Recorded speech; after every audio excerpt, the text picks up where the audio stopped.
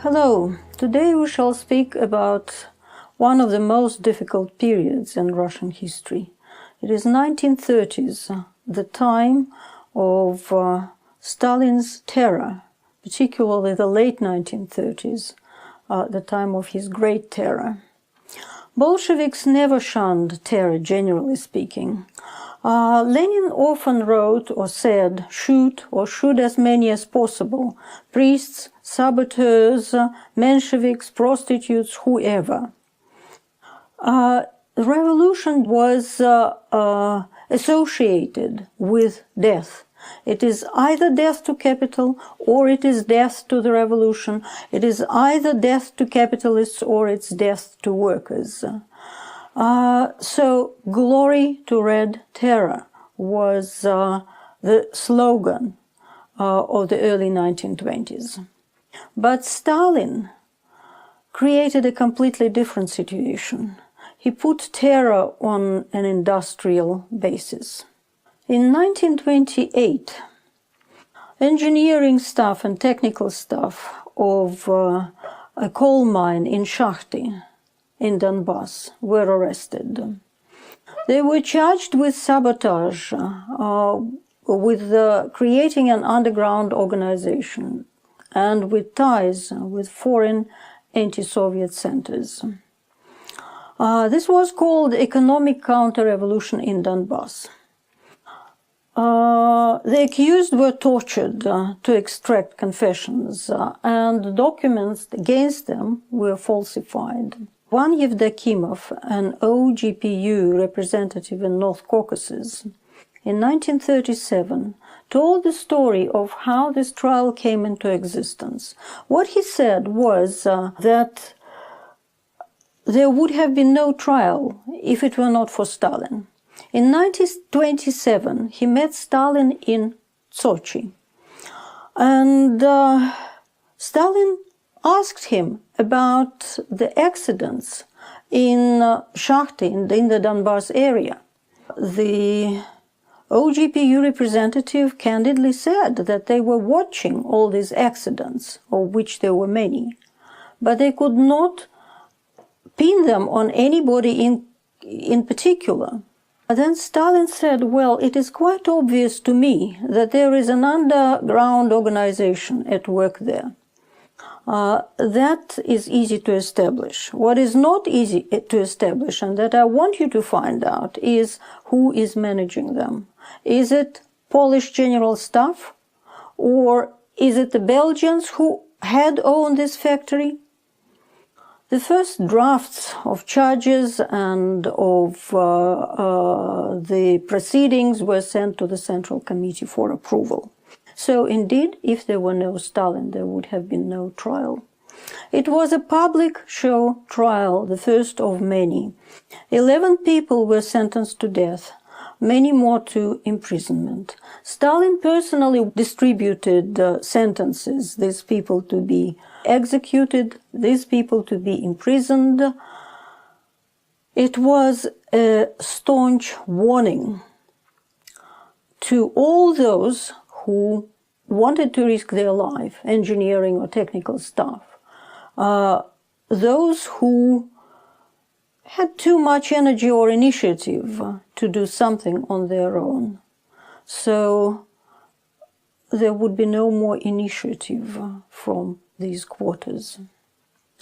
In 1930, another conspiracy was uncovered.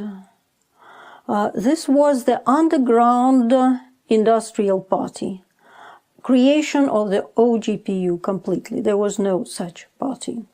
But people who were accused, again, they were mainly technical staff. They were accused of sabotage, the creation of a crisis of supplies of, products of metallurgical industry or something else. Of course, there was a connection with foreign powers, foreign governments, and the party was supposed to prepare the grounds for foreign intervention. The funny thing was that it was said that the counter-revolutionary government, which was supposed to seize power after the intervention, was to consist of Palchinsky, who was one of the accused, who had already been executed by the time of the trial. Then pre-revolutionary industrialist Rebushinsky, who was in exile and who had also died before the trial, and then historian Tarle, who was supposed to be a foreign minister, who had absolutely nothing to do with the whole project. In 1934, 1st December, Stalin's close associate, Sergei Kirov, was murdered in Leningrad. This was a momentous event.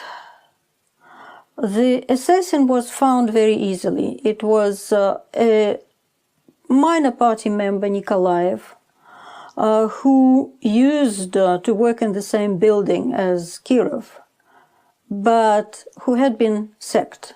He still had a pass to the building and so entered it easily. He was psychologically unstable, and it is not clear why he did it. Kirov may or may not have had an affair with his wife. But of course he was arrested, and this was not the end of it. This was just the beginning. Stalin decided that he would connect Kirov's murder with Zinoviev and Zinoviev's supporters, because if you remember, Zinoviev was the previous boss, party boss of Leningrad. So the trials in connection with the Kirov murder and the conspiracy, Zinovievite conspiracy, continued for 2 years, 1934, 1935. Stalin organized the trials up to the smallest detail. Dozens were executed. Zinoviev and Kamenev were also on trial, but their lives were temporarily spared. Later on, there were rumors that Stalin himself could have organized this assassination of Kirov. There are no archival documents to support this.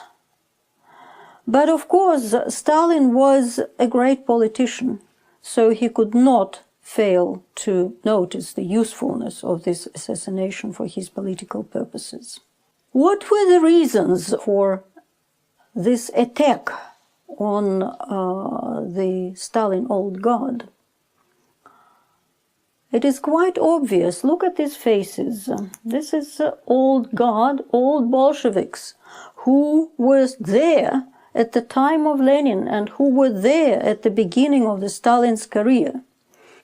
They do not see themselves as unequal to Stalin. They are the same. They are lively people. They have their own opinions. They cheer him, but he knew perfectly well that they do remember the Lenin Testament, that they do remember that at that moment, when whole of Stalin's career could finish, Zinoviev and Kamenev were the people who saved him. They also remembered that Bukharin and Rykov were against Stalin's policy of collectivization in the Politburo, and that the majority of Politburo was with them.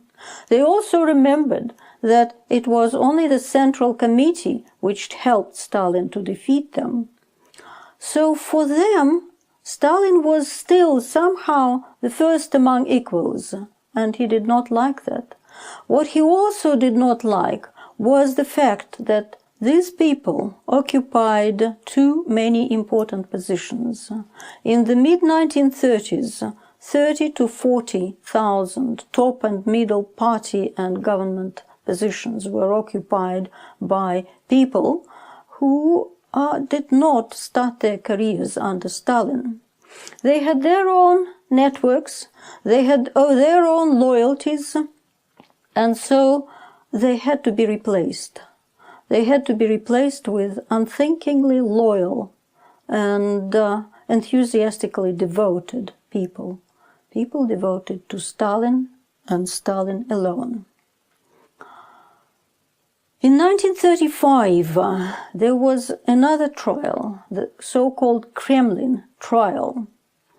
At the center of it was Avel Yanukidze. Avel Yanukidze was secretary of the Presidium of the Central Committee. It was a technical position, and yet he was important. Yanukidze was a personal friend of many in the Central Committee and of Stalin himself. And yet he was charged with treason. And the other participants in the Kremlin trial were charged with trying to organize terrorist acts and of the connections with Kamenev, Trotsky, and Zinoviev. For the first time, some people in this group were accused of attempting to kill Stalin. Again, Stalin gave instructions on how the trial should proceed. Some of the participants were demoted.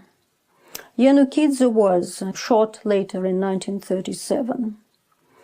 But it was also the first time that relatives, acquaintances, and other people were drawn into the trial just because of their ties with those who were accused. Kirov's murder was also mentioned, and some of the participants were accused of killing Kirov. The Kremlin trial was a launching pad for the career of Nikolai Yezhov. In 1936, in September, he was appointed head of NKVD. He worked for the next 3 years efficiently and creatively implementing Stalin's policy.